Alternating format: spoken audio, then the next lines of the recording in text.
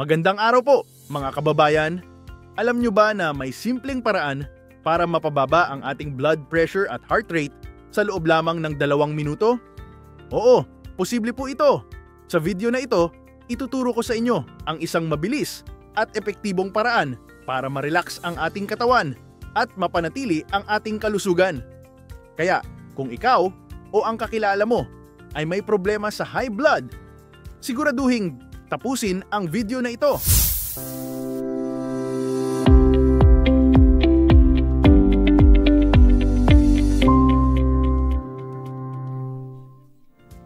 Ano ang high blood pressure? Ang high blood pressure o alta presyon ay isang kondisyon kung saan tumataas ang presyon ng dugo sa ating katawan. Maraming sanhi nito tulad ng labis na pagkain ng maalat, labis na timbang o obesity, stress, paninigarilyo at pag-inom ng alak, na family history o namamana. Kung hindi natin ito bibigyan ng pansin, maaaring magdulot ito ng seryosong komplikasyon tulad ng stroke, heart attack, kidney failure. Paano mabilis na pababain ang blood pressure at heart rate?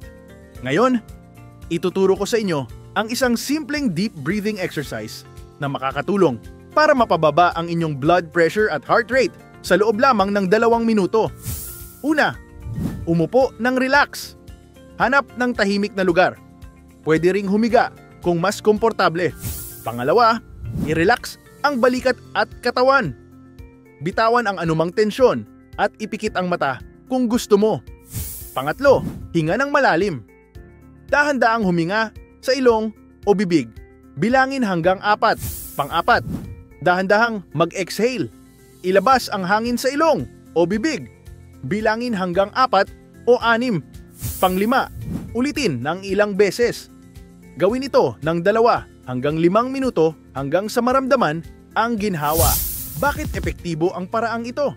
Pinapabagal nito ang tibok ng puso kaya bumababa ang blood pressure. Pinapalakas nito ang oxygen intake na nagpapaganda ng sirkulasyon ng dugo. Nakakatulong ito sa pagpaparelax ng isip at katawan. Base sa isang Japanese study, napatunayan na kahit normal ang BP mo, maaari pa rin itong bumaba ng ilang puntos sa pamamagitan ng deep breathing exercises. Para sa mas malusog na puso, bawasan ang pagkain ng maalat at matataba. Mag-ehersisyo araw-araw kahit 30 minuto lang. Iwasan ang paninigarilyo at labis na pag-inom ng alak. Umiwas sa stress at matutong mag-relax. Kung sobrang taas na ng inyong blood pressure at hindi ito bumababa sa natural na paraan, mas mabuting kumonsulta na sa doktor para sa tamang medikasyon. Tandaan, mas madaling pigilan ang malalang sakit kaysa gamutin ito. Maraming salamat po sa panunood. Kung nagustuhan nyo ang tips na ito, huwag kalimutang mag-like, mag-subscribe at i-share sa inyong pamilya at kaibigan. Ingat po tayo at manatiling malusog.